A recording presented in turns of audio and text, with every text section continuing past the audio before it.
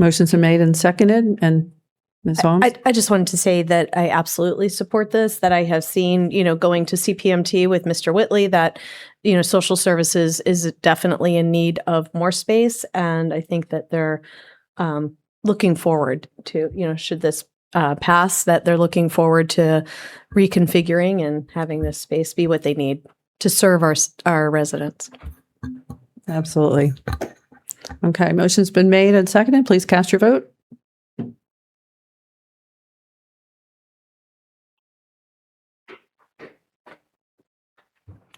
And we're here are those comments.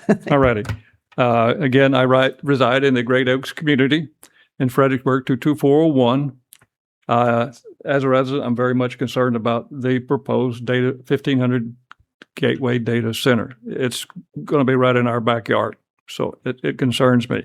I became a resident just a few years ago. I've lived in the city less than 5 years. My wife and I love the place. We chose Fredericksburg for many reasons: the history of the city, the friendliness of the people, and most importantly, it wasn't Northern Virginia.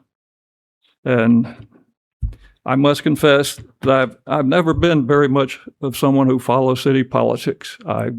My job and where I've moved so often, I never had time to really get involved with the city politics, et cetera. However, since I first learned of the proposed data center, I've attended every council meeting, either in person or via the Fredericksburg channel. And I appreciate that. I was in attendance in the November 2025 meeting when the Planning Commission recommended not moving forward with the data center.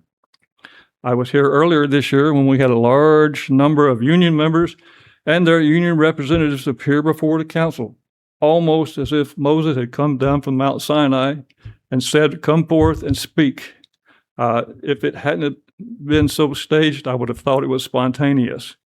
But they did come with their message to approve the data center so their commute time could be drastically reduced, as many were having to drive 2+ hours to their work locations. I am sure there were heartstrings that were pulled by this story, but as I sat there in the audience, my thoughts turned to the hundreds/thousands of others that are commuting from Fredericksburg and other communities to the Pentagon, downtown Washington, D.C., and across the Woodrow Wilson Bridge. Who's going to speak for them? Who's going to speak up to reduce their time? I'm fully aware of that commute. I've done it myself for 16+ years. Yes, thank you, Mayor Devine. I have a letter from Adam Lynch on behalf of the 15-minute Fredericksburg. Madam Mayor and City Council, Fred 15 supports the Planning Department's proposal to amend the UDO regulations governing single-family attached dwellings and 2/2s. The proposed reforms will bring more of this naturally low-cost housing type to market and grow home ownership in the city of Fredericksburg. We ask that you please also consider reducing parking minimums for the new SFA construction as part of the amendments. Off-site parking is a major contributor to rising housing costs, as been shown to add $10,000 to $50,000 in additional costs per housing unit, a cost which is passed on to eventual buyers or renters regardless of whether they use the parking. We believe the city's current minimums of 1.5 to 1.75 parking spaces per SFA homes are excessive. The barrier imposed by excessive parking mandates is most burdensome on small infill lots. We encourage staff to consider creating a lower parking minimum specifically for SFA dwellings in infill lots, equivalent to the city's current lower requirement of only one space per single-family detached infill home. Thank you for your time. Thank you. Okay, we'll move on to item 8, which is the council agenda. I'm going to add item 8A, phrase use student visit, as well as item 8B, application for Fredericksburg Regional Transit or FXB Go. We'll hear from Melody Fowler, the Director of Public Transit.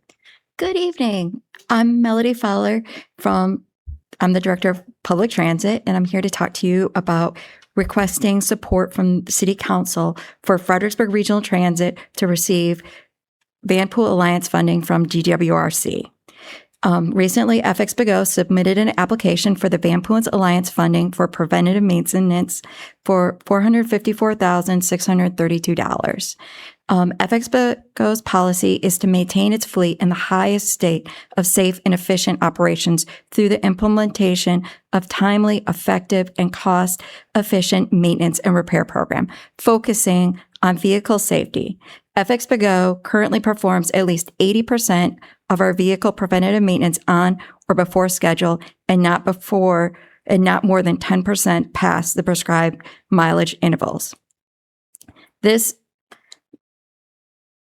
would help us with our preventative maintenance project, which includes purchasing our supplies, our materials, our labor, our services, and it also includes our staff's salaries for maintenance.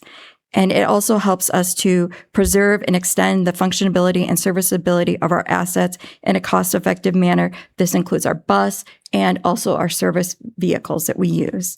The timeline for this process includes in August 2026, GWRC staff will present the list of recommend applicant projects to the GWRC board for consideration. In September 26, the GWRC board is expected to approve the selected projects and authorize the allocation of funding to the respective applicants. While the funding award is anticipated during the fiscal year 27, PRTC will submit a draft of the federal grant application to the Federal Transit Administration in March 2027. So it is a chance that we won't receive the grant funding until possibly fiscal year 2028. So in conclusion, I'm here to request the City Council to support FXBG receiving these Vanpool Alliance funding from GWRC. Thank you, Ms. Fowler. Are there any questions for Ms. Fowler or comments? No? If not, is there, and we'll hear from our Police Chief, Betsy Mason. Good evening again, Madam Mayor, members of council. We had a lengthy discussion at work session, and I'll just continue that discussion here and reiterate what we are looking for tonight. And that is for the city manager to be able to approve or sign for a contract with Axon to enhance the services that are available through our body-worn cameras. We've had cameras since 2014. I actually went and got my body camera out so everybody knows what we're talking about. So I have a visual here, and I'll talk a little bit about that. Nothing is additional. It's all being enhanced services through our body camera that we currently wear on us every single day. And all of our officers wear body cameras with every citizen interaction. The value of that is it provides accountability. It also provides transparency, and it does a lot of things internally for us too, so we can review and address our coaching counsel where needed. So it has a lot of value. These services are enhancements that Axon has related to the body camera, and it's called an AI era bundle. And there is a whole host of things that are available through that. 7 different applications that they provide with the bundle. I can tell you I'm going to speak specifically on 3 here tonight, as well as Fleet, which is a little separate from working through the body camera. It's a separate application, but it is part of the bundle. First, I'm going to talk about the Draft 1, which is one application that is available to us through the body camera. What Draft 1 does is it takes the audio only from an interaction with a citizen and assists with writing the draft of that report. And I call it a draft because it is just that. There's a lot of human oversight and human review to that. The officer has to review every line of that to make sure it is accurate, to make sure it represents exactly what happened during the encounter. They have to attest to that at the end. There's several internal controls within that report. And I just want to reiterate, there's controls throughout the draft, not just at the end, not just at the beginning, but throughout the draft for an internal mechanism to make sure that we do have a human in the loop. Axon actually praises that human in the loop on all of their products. So there is human overview or oversight and that they're reviewing. I just want to reiterate too, I don't know if I spoke at work session, but supervisors still approve all reports. They read all police reports just like they do today. They'll continue to do that. So that's a second layer of oversight with our police reports. They read those, they approve them, their name goes on those. The officers then also have to testify in court to that information. We piloted this program in the fall of